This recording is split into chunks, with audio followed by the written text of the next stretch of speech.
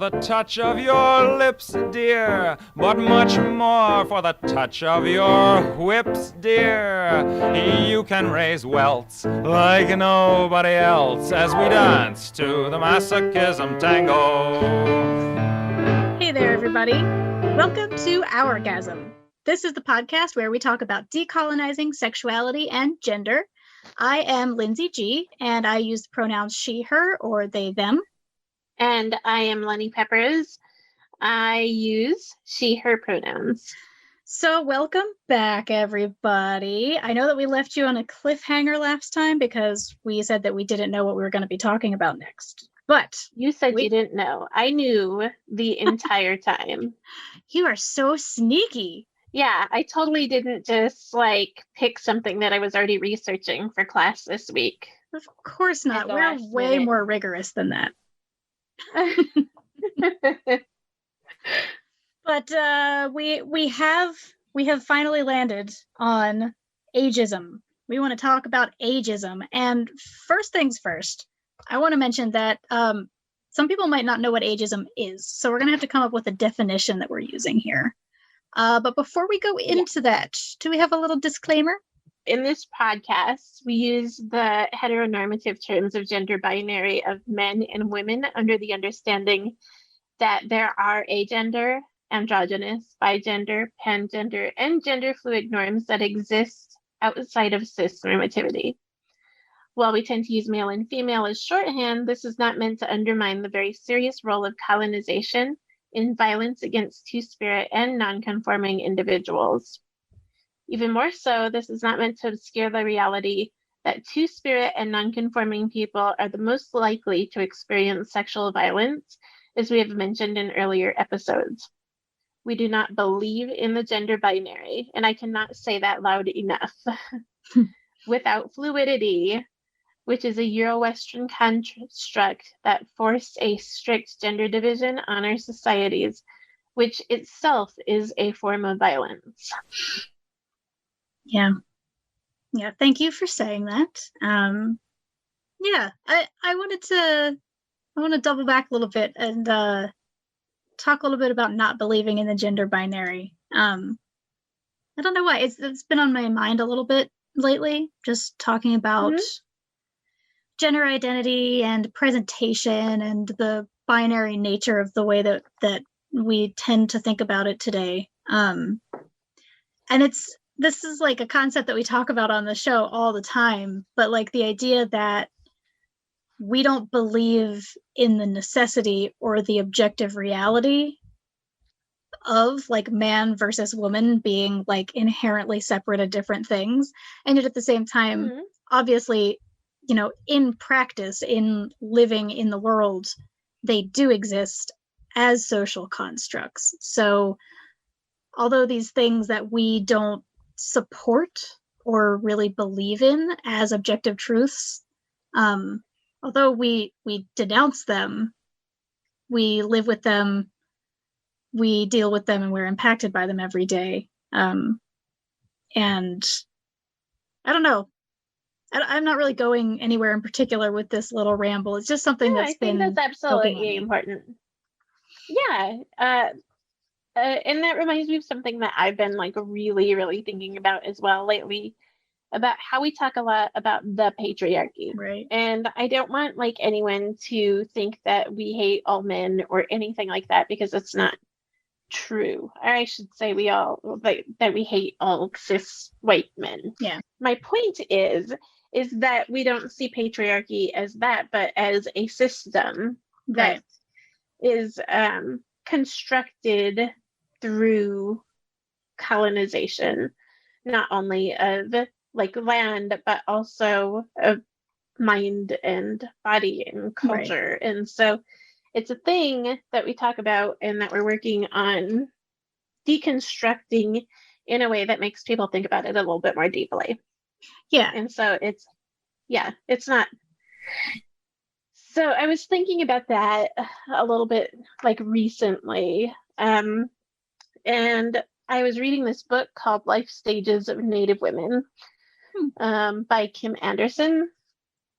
Cool. And they talk a lot about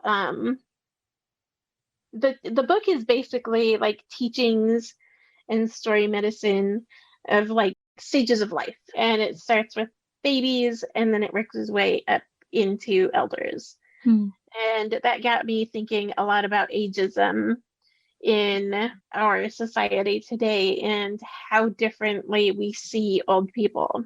Right. Yeah. Yeah. I think that that's a really good place to start, because basically, like, you just sort of defined the way that we're talking about the patriarchy here. You know, patriarchy, like you said, doesn't mean all men. It means this system that we have all been brought up in, that for the most part has been nameless through most of our experience. Like, you know, it's not like we grow up recognizing like, oh, that's a symptom of the patriarchy. Instead it's just, this is how things are. You know, men are this way, women are that way, men do this, women do that. And it reaches into literally every facet of our lives. Yes. And in the same way, I feel like ageism is this almost unnamed, like rarely discussed, hugely prevalent reality that we live with, where, you know, older people are not seen as human beings. Almost, they're pushed to the margins in almost every way, and that looks wildly different for different groups of people. But you know, I think that it is such a prevalent reality that we don't consider older people to be as valid as younger people, that it is almost like invisible to us that it exists. So we want to talk about ageism on this episode, first by defining it, which is, I didn't actually look up a Merriam-Webster definition this time, which I feel like I've been doing a lot lately, and I'm kicking myself for it. But you know, ageism is basically the system that devalues older people's lives, and allows them, in my experience, I'm thinking of, you know, jokes and slights that I hear made regularly about older people, especially when it comes to like any mention of older people being like sexy or sexually active. If you mention that in almost any circle or on any TV show or anywhere, you almost always gets this like ew reaction, and it's funny, and we can all laugh about how funny that is together. And that is fucked up. Like that is fundamentally fucked up that anybody's lived existence, and especially their sexual expression, would be the butt of a joke. And yet it is so commonly the butt of a joke that most of us just respond to any mention of it as a joke without even thinking about it. It's like our learned response. So that's only one way in which ageism shows itself, but it's something that I have been researching and thinking about. Yeah. So I looked up like the World Health Organization's definition of sexuality for this topic. And it is the integration of somatic, emotional, intellectual, and social aspects of sexual being in ways that are positive, enriching, and that enhance personality, community, and love. I like that. So, yeah, it includes like notions of intimacy where there's like close association and familiarity and shared personal knowledge between the people who are experiencing it. And also suggests a degree of like caring. Yeah, that's really nice. The point was that there wasn't anything about age or gender or anything else. Patriarchy or, you know, anything included in that definition. Yeah, they're just talking about people. Why? Yeah, right. And so why would we exclude anyone from sexuality? Right. Yeah. That's a really good question. And also, like, good job, WHO. That makes me feel good. So, but only recently I've noticed researchers are beginning to like note fluidity in sexuality, like over the course of the lifespan. In this book that I was reading this week, she talks about how like she was able to find a lot of ethnography about like women in their middle ages and adult women who haven't reached grandmotherhood or elderhood yet. And she couldn't find much about menopausal like ceremony or anything like that for the research that she was doing. And so I'm going to be 40 sometime in the future soon. Someday. And someday I'm going to be, but I also have adult children. And so I was thinking about like how some societies, some tribal societies consider you an elder once you have had a grandchild.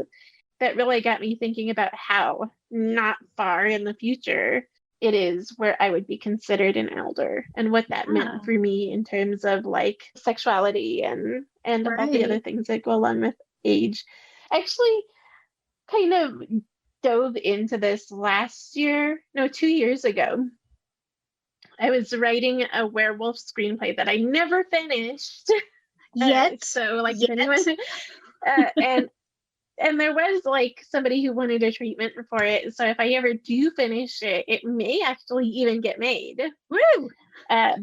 Called Menopause, PAWS, and it's a werewolf movie where a woman is going through the change, but the change isn't menopause, she's just turning into a werewolf. Oh my god, yes. That's the opposite of what you usually see when people talk about, any kind of film about, somebody going through change and learning about superpowers. It's always puberty. Always. Yeah. And this is like a horror film, and so she keeps going to like doctors, and the doctors are like, no, like they just keep like brushing it off as women's problems. And somebody could have caught that she was eating human beings or, things like that. Like this entire time she's been going to doctors and they've just like poo-pooed it as like menopause.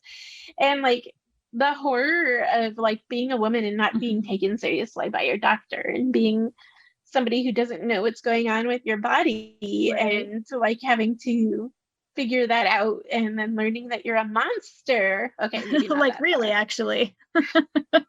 Yeah, if you're actually, you have lycanthropy, which based on all of the horror films that I've seen over the years, I think is treatable. Yeah, with a silver bullet. Zing!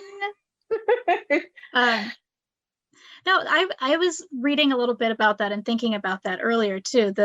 That women as a hugely diverse group unto themselves are so often not taken seriously by the medical community. We're basically still treated as hysterical all the time. Oh, women report pain a lot more often than men, and that's because women have pain a lot, apparently. And we actually can handle a lot of pain, but often when we go to a doctor's office and we say, hey, I'm having a lot of pain, we get laughed out of the office, in one way or another. They think that we're making it up. They think that we're looking for drugs. They think that we're looking for attention. They think that we're being hysterical. And when you add to that experience that's experienced by most female identified people across their lives, the fact that as you age, you are taken even less seriously by the dominant culture and by the medical industry, the idea of going into a doctor's office as an older woman with a problem that you can't identify is terrifying unto itself. Like lycanthropy or no lycanthropy. Yeah. It's so messed up because like the dominant idealized notion of like being young looking and physically attractive and sexually active is all like somehow combined when really those things don't have anything to do with each other. And what it does is it implies that there's a right or wrong way to age, or that there's an unsuccessful or successful way to age. And so when somebody is like, they have gray hair and, they have pain in their back and knees, I'm describing myself to the doctor, like it's scary how not important that is to that doctor. Well, I feel like there's this idea that like, oh yeah, when you're older, everything hurts and your life sucks. So don't go to the doctor about it. What's the doctor going to do? You're just old. Like, that's not helpful. That's not doing any good for anybody. My point was, what I was getting at earlier, was that all of these things are treatable in young people. Right. But for old people, they're just considered normal and part of the aging process. Yeah, and I that's think a really so good point. Discriminatory when we can treat it in some people but not others. Right. Yeah. Like, oh, your knees hurt. Oh, you're just old. Go home. Yeah. Like, well, it's not great to be living with knee pain, but yeah, it's like there's like a devaluation of the quality of life for older people, and right. Yeah, and like there's no reason that older people should be just like disqualified from doing all the things that they want to do, or just like left to be uncomfortable every time they move because they're old. But I think that is the expectation. Like, and we all grew up with these images of like frail, helpless older people, and like, well, yes, it is true that aging does take a toll on your body, and we're not saying that like every person above a certain age should still be like frolicking in the meadow, like in the yogurt commercials where like everybody's so happy, like, but at the same time, yeah, it seems that there's a level of invisibility where people they're not being treated like people, they're being treated like old people, and that is a different thing. It's a different category. And right. I was thinking about like why this is particularly a problem that needs to be addressed through the lens of colonization and patriarchy. And there are several that really popped out to me, but one that really hit me in my own thinking was that, particularly when applied to women, the categorization of being old makes you very invisible in our culture. And that inherently undermines all of the wisdom that you have gathered over the course of your life. And it invisibilizes you to the point where the contributions that as an elder, as a person who has so much experience and has learned so much over the course of their lives, all of that gets disappeared. And we're basically functionally taking the role of, a statesperson and an elder, like a valued member of society, away from older women who may have a lot of really important, possibly destabilizing things to say. And I think that is very much, I don't know if it's on purpose, but it certainly serves a purpose for the systems that are in place and the powers that be to silence older women. Right. For a lot of old people, there's a lot of key myths that have been conceptualized in relation to older people's sexuality. And so some of those are like lack of sexual desire. Mm-hmm. And that includes looking at sexuality only from a biomedical perspective for old people. Yeah, like treating sexuality as a medical problem. Like it's all, especially for women.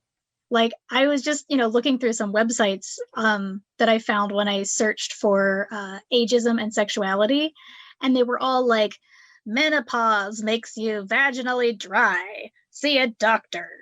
And it's like, could we talk about anything aside from vaginal dryness? Like, could we just, I mean, sure, that's a real thing. I don't want to say that doesn't happen and that people don't, shouldn't be entitled to treatment for it, but there's a whole lot of other things that I'm sure go on for older people, that have to do with vaginas aside from the dryness issue. Like, it's the little blue pill is also like that's associated with old people when people of all different ages use it for different reasons. Yeah. Also the physical unattractiveness and undesirability of older people, mm-hmm. which is again particularly evident in relation to gender. Yeah. The idea that it's shameful and perverse for older people to engage in sexual activity, Mm-hmm. and the invisibility of older LGBTQIA Right. Yeah. community members and individuals who may need to return to the closet later in life. Oh, yeah.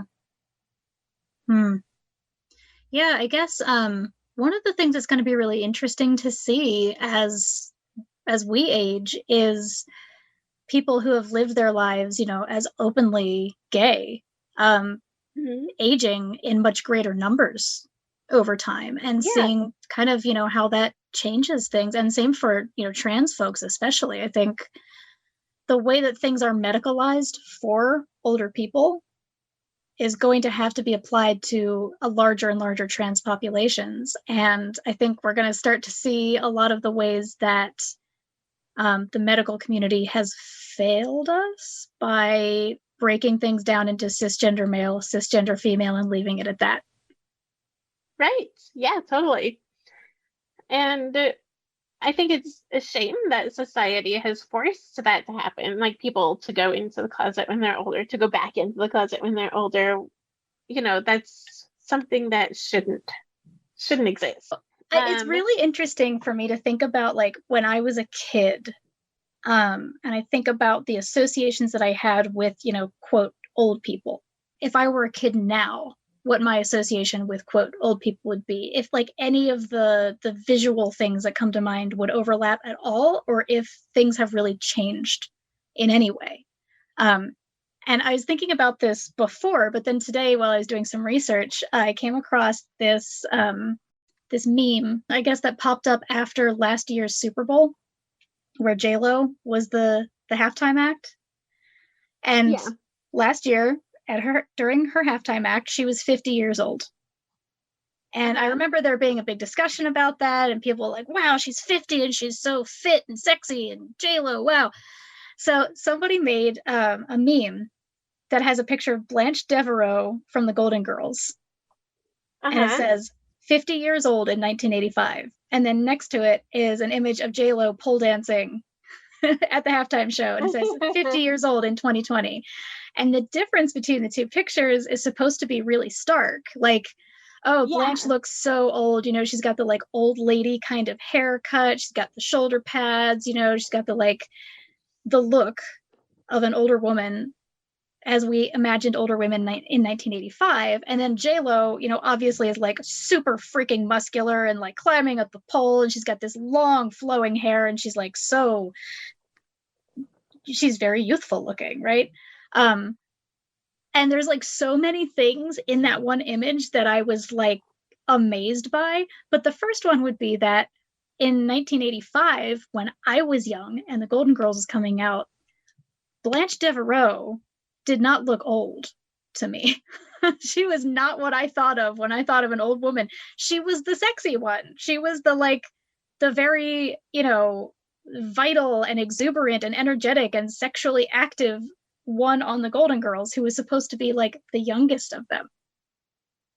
Yeah, but here's the other thing though. Like in Golden Girls, they were made up to look like what society thought that old people should look like at that time. Good point. None of them were that old. Ridiculous. Because none of them were that old, but it's also ridiculous because you have actual women who are that age at that time who could easily look at designing women. Yeah. Oh God, I gotta rewatch that show. It's been a long time. I will rewatch that with you. Awesome. The women are like really not that much younger. I think they're almost the same age even as like Blanche was in Golden Girls.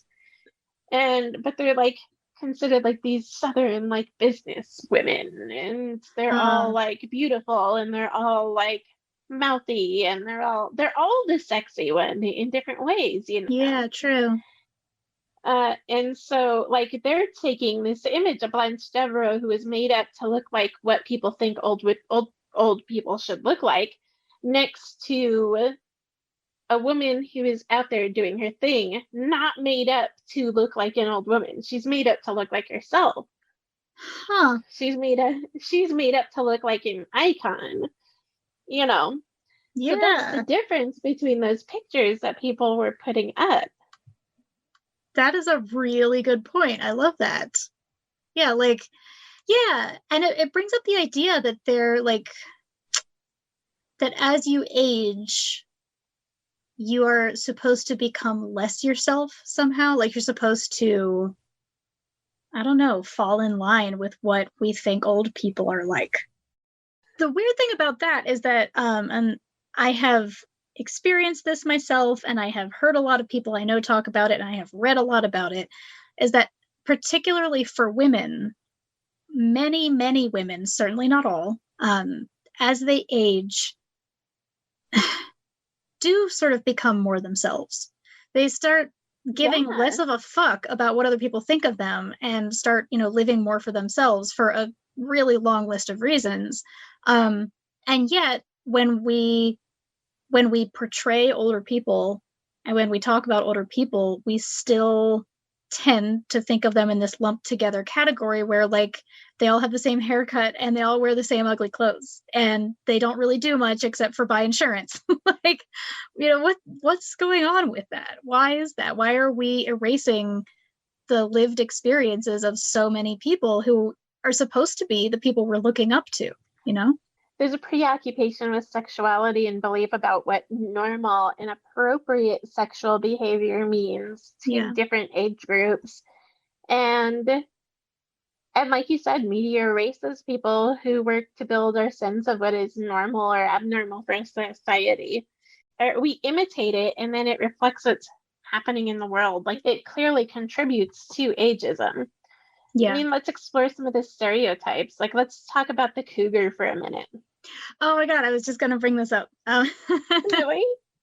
Because as we may know, I happen to know a lot about pornography, and I have done a ton of research and writing about various things in porn. But one thing that has really interested me for a long time is the MILFs and cougars phenomenon in pornography.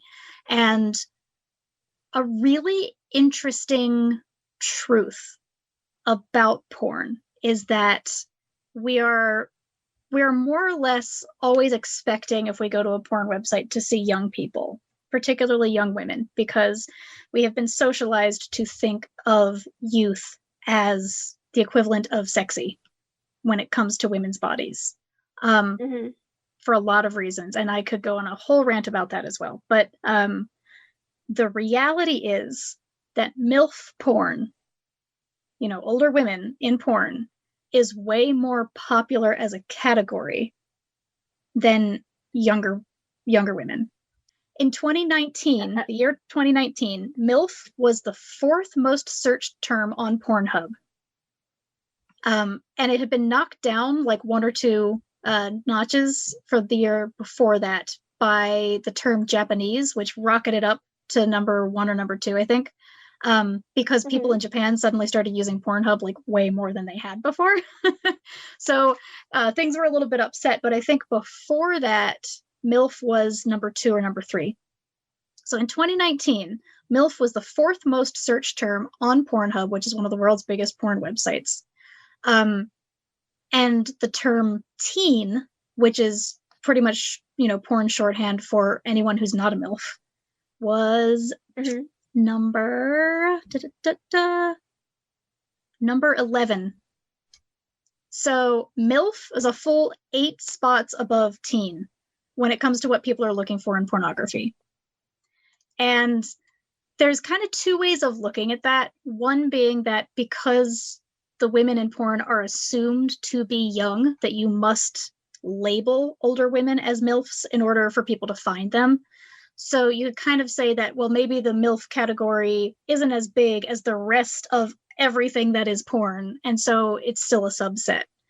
But on the other hand, if people know specifically what they're looking for and they go to Pornhub and they type in the search term for what they want, it is way more often going to be MILF than teen. So what that implies to me is that a lot more people are interested in more mature looking women than in young women.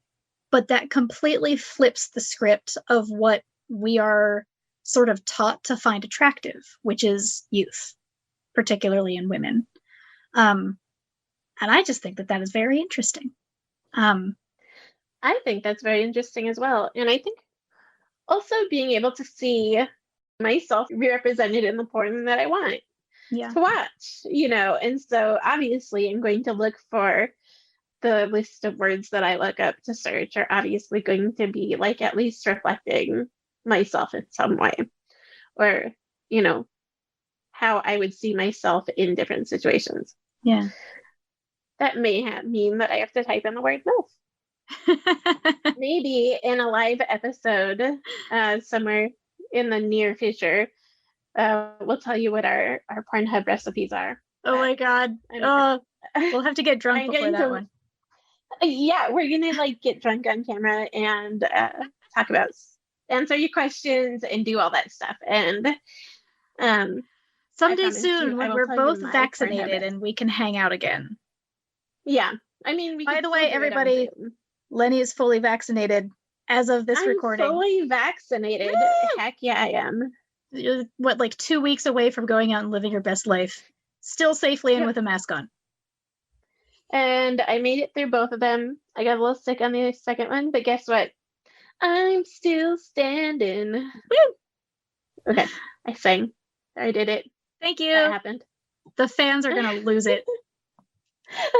They're going to be so excited.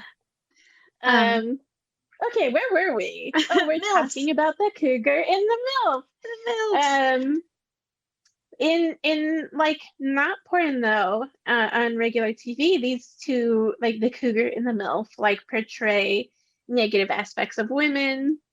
They reinforce the concept of most older persons as asexual because they are hypersexualized and there's no in between. Right, true. When I think about myself, I don't think about myself as a MILF or a cougar, but as a power-hungry bitch trying to hang on to her youth at all costs, usually at the expense of the fresh up-and-coming young woman protagonist. Yeah. Actually, that's my that's my Pornhub search recipe. I just typed that in. Oh, I thought it was your LinkedIn profile. It's all of the above. It's my dating profile. Yeah, it's everything. Oh God, couples looking to bring in a third are probably just drooling over you. That's the role play scenarios are endless. Well, that one's mine. But I mean, that is that's the other one that we see in films is the power hungry bitch. Think of Meryl Streep in The Devil Wears Prada. Right. That's all about the young up and coming person coming into and this other woman trying to hold on to her job and feeling that she has to. Right. Oh, and that's a whole other aspect of ageism is, employment opportunities and the way that older people can't get hired because they are older.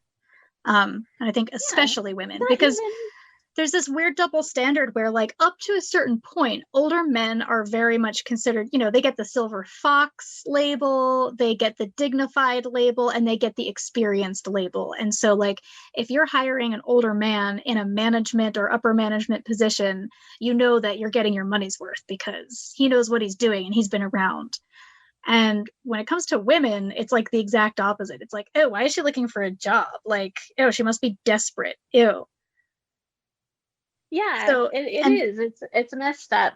And not only that, but older people are underrepresented in film and advertisements. They just stop appearing in film at a certain age. Or I see a lot of old people makeups these days. A lot of just hire old people to act in the and it never works. Film. It never looks right ever. Yeah. Except on This Is Us. They do a really, really good job. Oh, interesting. Okay. But when they do appear in these, they're typically peripheral or grouped with others in a specific context. But there was grandpa, one commercial. Yeah. With their grandkids at the park, laughing. Laughing. Yeah. So much laughing. taking medication and laughing and buying insurance. Yeah. And eating all yogurt. of those things. That's For their bowels. Yeah. I think that's what old people do, right? They buy insurance and they talk about their bowels. That's pretty much it. And their grandkids. I do talk about like buying insurance and eating more fiber like all the time. So I mean, we're practicing. We're almost ready. For like 10 years. I have since my 20s. So I think it's but the thing is like there was like this commercial that I really loved that I wanted to like just bring up really quick. Okay. It was a Reese's peanut butter cup commercial, and it featured like this old man and this old woman, and the old man's like eating the edges off of his peanut butter cup, and the old woman's like all disgusted, and she's like looking over at him, and she's like, nibble, nibble, nibble, that's all he ever does. And the old man's like, you're next, my dear. And she's like, oh. And the commercial, like people went crazy and were like, what? That's so what they can. They're dirty old man and dirty old lady, you know. And the fact that it made as big of a splash that it did, like, is totally like representative of like how little we see this kind of interaction and how much more we need to see it, because that was fucking delightful. That's great. Oh my god, I haven't seen it, but I want to. I'll have to find it after this. That's so cute. Yeah, I'll send it to you. Okay, so I want to talk about Aunt May and Spider-Man. Ooh, yeah, okay. That is a really good thing to talk about. Yes. So, I feel like Aunt May shows how disconnected we can be when it comes to age, because when you think that Aunt May is Spider-Man's aunt, I have kids that are the age of Spider-Man, and so it seems likely that Aunt May would be my sister and would be around the same age as I am. Like, that's just like logically. So we have like the super old Aunt May in the early 2000s Spider-Man series. She is Rosemary Harris, by the way, who is beautiful. And Melissa Tomei, who is the Tom Holland Spider-Man's aunt. I would date both of them today, right now. If either of you want to go out with me, this is me asking Rosemary Harris and Melissa Tomei to go out with me. But at once, but please. I'm just saying, like, the age difference for those Aunt Mays is like massive. Yeah, proof of like how disconnected like the media, the casting people can be when it comes to like. I know that Aunt May is supposed to be an old lady because of the comic books, so don't get on me about that. We do know about comic books, I swear. But that is, I mean, but like, and that they wanted to stay true to that, but that was like not quite right when it came to like what Aunt May should look like as an aunt, right? Yeah, I mean, I guess maybe you could make an argument that maybe she's great Aunt May, but we just don't call her that because it's awkward. But yeah, I don't think that's what they were going for. Yeah, it's wild. And then like the whole there's like the whole running joke in the new Spider-Man movies that Aunt May is hot, and it's like so unexpected, and it like keeps coming up in the new Spider-Man movies, and it's like, yes, we get it. Oh God, she's an aunt. How could she be attractive? Yeah. Yeah, exactly. Weird. And again, we see that like implication of how youth and beauty are supposed to be tied to like sexuality, whether that be like her sexuality or how sexually like attractive that she is to society. And I think that because none of those things should be tied together at all. That we need to think about that when we cast people into these roles in the future. Well, I mean, it really all comes back to, I feel like the other way that ageism really benefits colonization, colonizers, and patriarchy, and, you know, all of the power systems that currently exist, which is by tying a woman's attractiveness and value to her reproductive capacity. Because like this is a weird fact that I think I knew before, but I hadn't really put into context until the research I was doing it for this episode today, which is the fact that, like, we tend to be conditioned into thinking that women are most attractive when they are very young, like early to mid, possibly into late 20s is kind of like, as far as Hollywood and, you know, most media is concerned, that's when women are attractive, right? And going back into earlier times in especially European culture, you could go a lot younger than we do now. We just don't anymore because it's not legal. You know, they used to marry, like, especially nobility and royalty. They married those girls off when they were like 14, sometimes younger. So that's kind of where we're coming from, culturally speaking. And 20s, like mid 20s, is when women are at their peak of fertility, medically speaking, right? But women's, and again, I'm talking about cisgender women here. I'm sorry for making it narrow, but generally speaking, cisgender women's sex drives go up after their fertility starts to go down. So that doesn't apply to everybody in all situations, but like overall, women tend to be hornier as they're getting less fertile up until menopause. So like there's a very weird thing going on here, and I may be implying weird at all, right? Like I'm basically implying that like we don't want women to enjoy their sexual bodies. We want them to make babies for us. I'm gonna gay it up a little bit here. I don't think that it's weird at all. Look at Sarah Paulson and Holland Taylor. I don't know Taylor who that is Sarah Paulson's wife. What? You don't know who? Do you know who either of them are? No. Oh my God! What rock am I under this time? Sarah Paulson is in Ratched and in American Horror Story and is fabulous and amazing. Okay, and I have not watched those shows, but I can get the mental image of what she looks like. Got it. Yeah. Yes.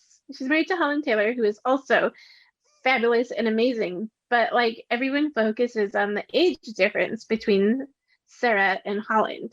And Sarah said that the fixation that society has on her and her wife is due to the obsession of like avoiding their own mentality, as well as society's, quote, ageist thinking, and the idea that to be old is to cease to have any desire. Right. And so she says like that most of the attention is largely positive, and when she does hear anything negative, she has zero tolerance for it. And she also, a quote, says that anyone says anything about a person I love in a way that is disrespectful or cruel, and I want to cut a bitch. I like that. Me too. What she's doing is she's breaking down this idea that we can only love a certain kind of person, and really shows what we've been saying through this entire episode, that the rules are made up. Right. And that's not to say someone who is adamant on upholding those rules don't go out and hurt people who step outside that box. But remembering that we can love, you know, I could easily fall in love with somebody who's like 75 years old right now. And guess what? That would be perfectly okay. And everything could be fabulous, or that could be great. I mean, one of the really interesting things that you can clearly see when you look at like the category of cougar versus its mirror, you know, like cougar being, generally speaking, an older woman with a younger partner, and the opposite of that being, you know, an older man usually with a younger woman, and the way that we see those dynamics so differently culturally. Like if a younger woman, you know, marries or is in a relationship with an older man, we usually see him as inherently taking advantage of her youth and beauty, and she inherently taking advantage of his implied wealth, right? Like gold digger. That's what we tend to see. But when you reverse that script and you have an older woman with a younger partner, you don't usually see that younger partner being labeled as a gold digger because it's not assumed that an older woman is going to have wealth to go after. And if you do like see a dynamic where it looks like an older woman is taking advantage of a partner's like youth and wellness and beauty, it's like cheered on as opposed to being denigrated. And it's weird. Like, what I think that part of it comes probably directly from American Pie, honestly, where you're like, you're like cheering on the young guy for getting it on with an older woman. Like, wow, what a notch on your bedpost. That's so cool, man. But there's not actually a feeling of real victimization going on, but you tend to see that as like the primary concern that we have for an older man taking advantage of a younger person. It's very bizarre. And I think that that's part of the idea that older women are like inherently ineffectual, like kind of helpless and kind of not to be taken seriously, whereas older men are scary and possibly creepy and possibly trying to hurt you. And not that I want older women to be scary and creepy and possibly trying to hurt you, but there's definitely a power difference there in the way that we see people of different genders when they're older. But I did find some really interesting research on cougars, actually, like specifically, I think it was like the title of the paper is called like the cougar phenomenon or something, where in 2015, these researchers used data from a national survey of family growth about relationship types, and they were looking for cougar dynamics. They found that roughly 13% of sexually active women between the ages of 35 and 44 had slept with a man who was at least 5 years younger. So that's kind of that was kind of their definition for a cougar dynamic. And I'm kind of thinking, so if you're 44 and you're sleeping with a man who's 39, you're a cougar now? Like, wow. I don't agree with that, but I'm just going to keep reading this little quote that I have here. Contrary to conventional assumptions, a majority of these relationships were not flings. They lasted at least 2 years, and a sizable share of the cougars, quote unquote, are married to their younger partners. So whereas like a lot of the time we're taught to see these women as like being predatory and moving from man to man and, just like wrecking them for other women after that, they actually tend to be like committed relationships with nice ladies. Totally. The term cougar itself implies that they are preying on someone. Right. And I'm going to bring it back to porn for a minute, because I think that there's a dynamic there that is really important, that is really reflected in that sort of predatory nomenclature, right? So the main thing I think that, well, there's probably two things that a lot of people like about cougar porn and MILF porn. The first being that the women's bodies in MILF porn are more developed looking. Like literally I wrote an article a few years ago for glamour.com, specifically about ageism in porn. And we were talking about MILFs a lot. And Caden Cross, who is a longtime performer and now like a very big deal director in the adult industry, was telling me that basically it's your look more than how old you are that categorizes you as a MILF or not a MILF at this point, because having big boobs, usually fake boobs, makes you a MILF.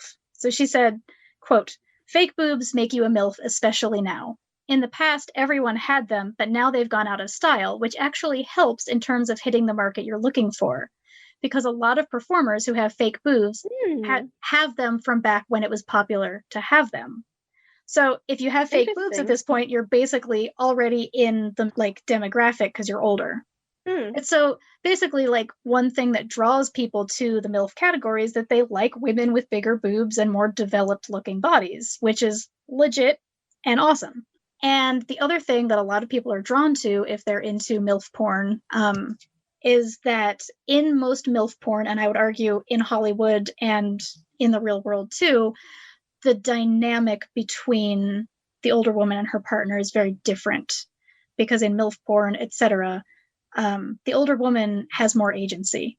She is more often the initiator of sex, She knows what she wants, she knows what she likes, and she takes a much more active and aggressive role.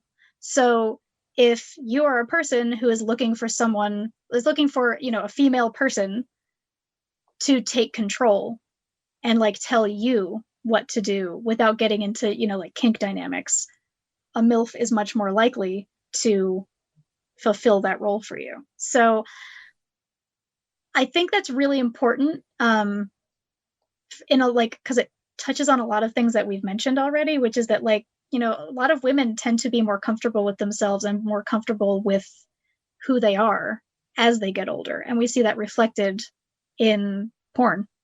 But also it provides the mirror of what we're kind of taught to expect and to think is sexy from women, which is that they are young and therefore attractive because they're young, and that they play a more passive and receptive role.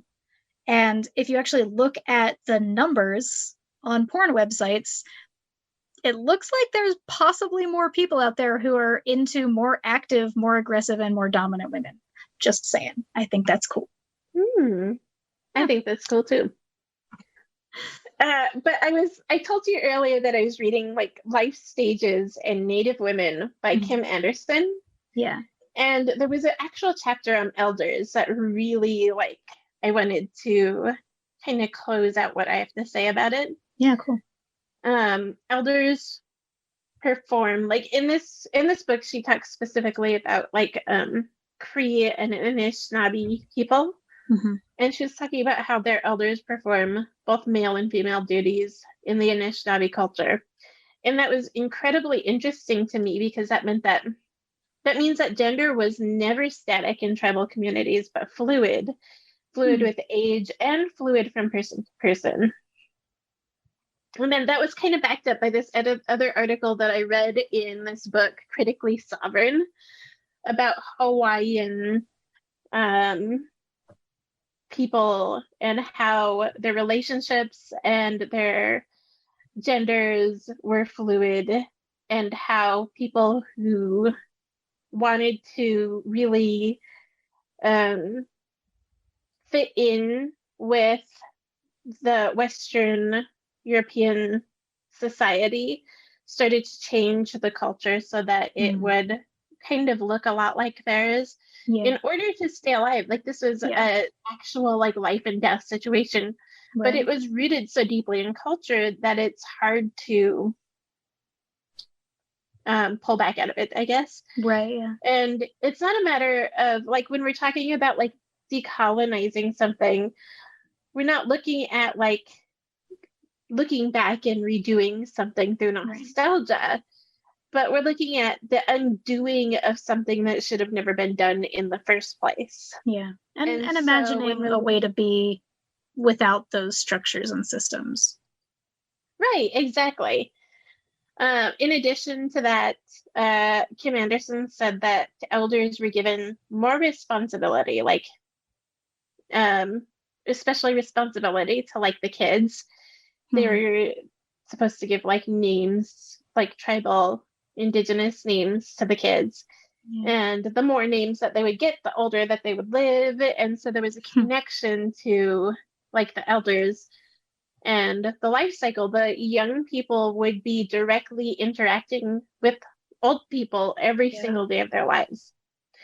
And so then today, we see elders disappear at a certain point in our society, whether that be from erasure on TV, because we start seeing elders less and less in the regular TV that we watch. Right. Whether that's because our actual elders went to old folks' home or moved to Florida to a retirement community. And that leaves a gap in the visual life cycle of youth. Absolutely. And so to me, that was a connection to when you can't see where your life is going, when at 65, or even for children of color, American Indian children, we see people starting to disappeared at a much earlier age, 45, 50. Yeah. It's really hard to imagine what your life is going to be like in the end years. And so it's when you don't know how that's going to look, how can you expect kids not to commit suicide? I mean, Right. it's part of the life cycle that needs to be, it's part of the visual life cycle that youth need to be seeing so that they can Yeah. see what being old is like, and not in a way that is like negative. Absolutely.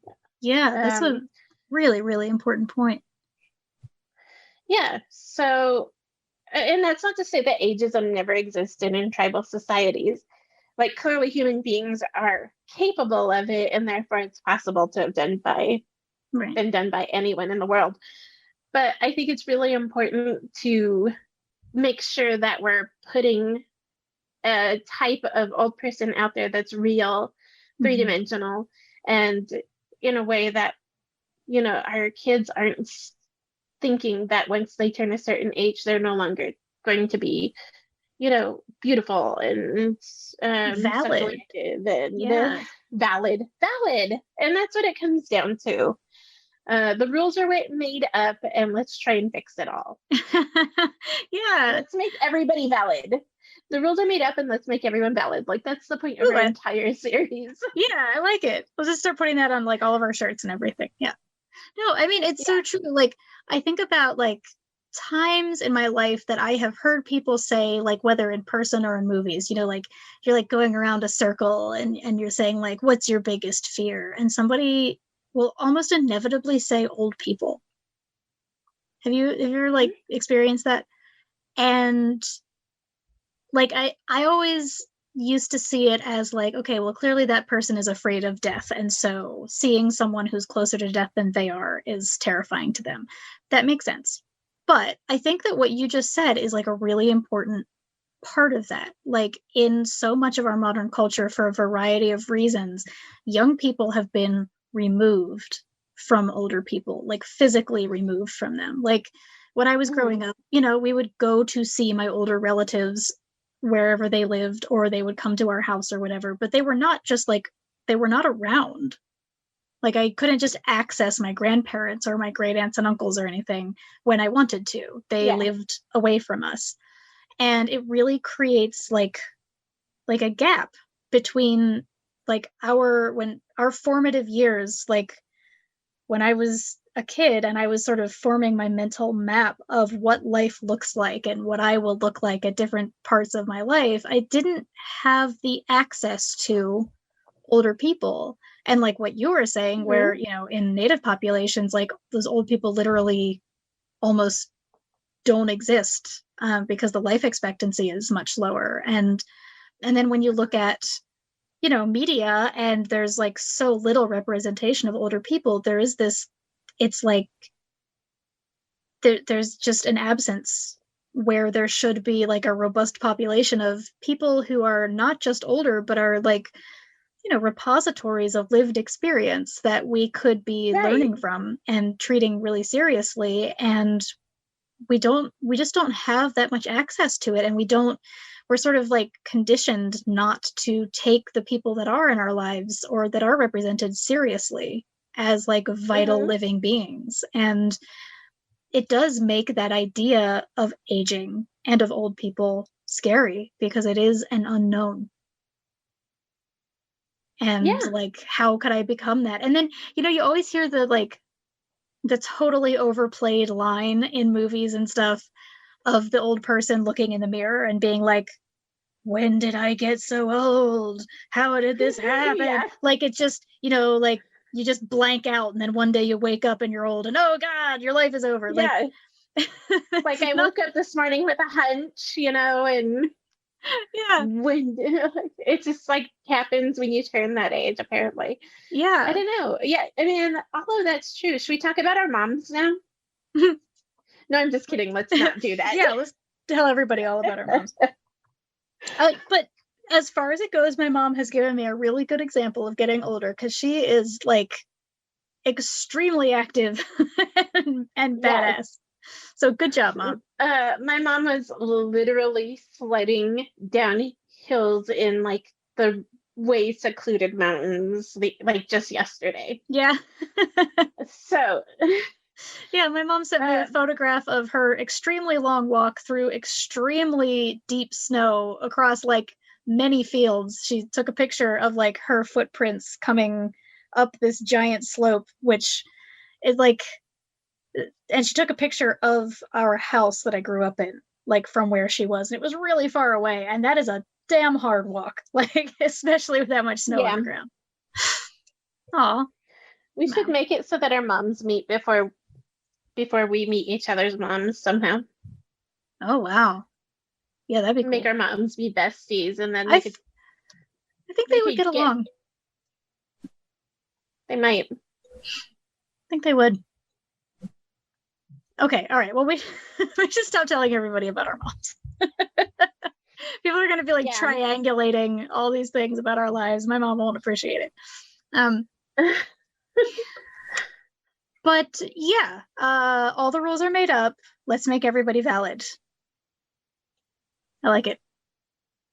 All that. All right. Well, I think we're going to close it out here. Should I tell everybody about our plans for next week? Because I'm very excited about them. Yes, I am super stoked about this. So our next show, fingers crossed, and I'm knocking on wood and doing all the things that it works out schedule-wise, we are going to be talking to Adrian Jawort. Yeah, and they are going to talk about the doctrine of discovery and transsexuality. Although I will be throwing in some other stuff in there about the doctrine of discovery too, because as everyone knows, I've been dying to talk about this for some time now. Yeah, I'm going to do like a little bit of research, but my main goal is to play the like, wow, I didn't know that role. So I'm just going to be an empty vessel to be filled. It's going to be great. Yeah, cool. This is going to be super, super exciting. Some other future episodes that we have coming up, like I said, we plan on doing a live episode in the future, even if it means us being on Zoom and doing it live from our own offices. True. We're going to do one on disability with another guest, Amanda Barr. Yeah. And so those are some like really, really excellent like topics we have coming up. Yeah. Oh man. Well, I'm psyched, and I think this is a really good talk personally. I think we banged out a great episode, folks.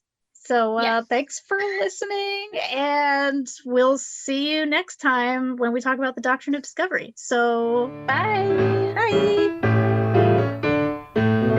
Let our love be a flame, not an ember. Say it's me that you want to dismember. Blacken my eye, set fire to my tie as we dance to the Masochism Tango. At your command, before you here I stand. My heart is in my hand. Ugh. It's here that I must be. My heart entreats, just hear those savage beats, and go put on your cleats and come and trample me. Your heart is hard as stone or mahogany. That's why I'm in such exquisite agony. My soul is on fire, it's aflame with desire, which is why I perspire when we tango. You caught my nose in your left castanet, love. I can feel the pain yet, love, every time I hear drums. And I envy the rose that you held in your teeth, love, with the thorns underneath, love, sticking into your gums. Your eyes cast a spell that bewitches. The last time I needed 20 stitches to sew up the gash that you made with your lash as we dance to the Masochism Tango. Bash in my brain and make me scream with pain, then kick me once again and say we'll never part. I know too well I'm underneath your spell, so darling, if you smell something burning, it's my heart. Excuse me. Take your cigarette from its holder and burn your initials in my shoulder. Fracture my spine and swear that you're mine as we dance to the massacre.